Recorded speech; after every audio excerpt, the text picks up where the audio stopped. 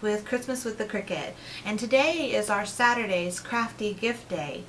This week we're featuring the Joys of the Season cartridge along with the brand new Everyday Paper Doll. This is a great cartridge. It's been a lot of fun to work with this week.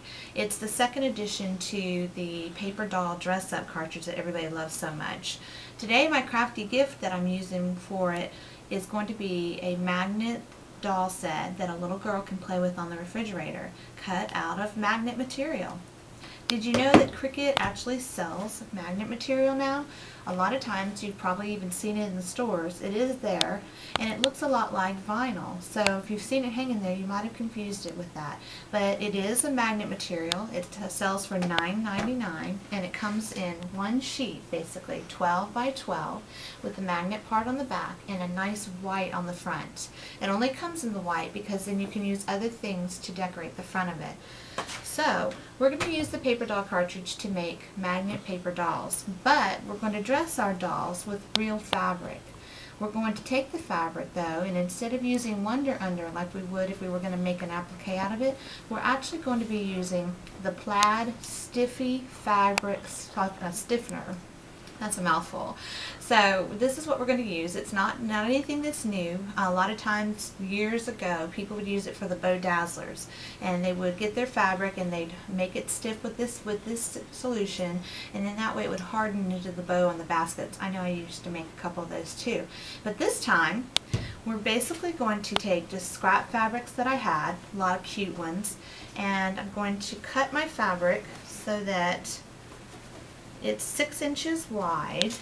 It doesn't really matter the length as long as it doesn't go past 12 inches because that's the size of the mat that I'm going to be using. So I want it to be 6 inches so that I can get 2 pieces on one mat. There we go. So 6 inches. Then I'm going to put it to the side. And you can see that I've already got several pieces already cut here. And let's take one of the sunflowers, and with some aluminum foil that I have already torn apart, you're going to place your fabric on the aluminum foil. That way it has something that it will harden and dry on without actually sticking to it.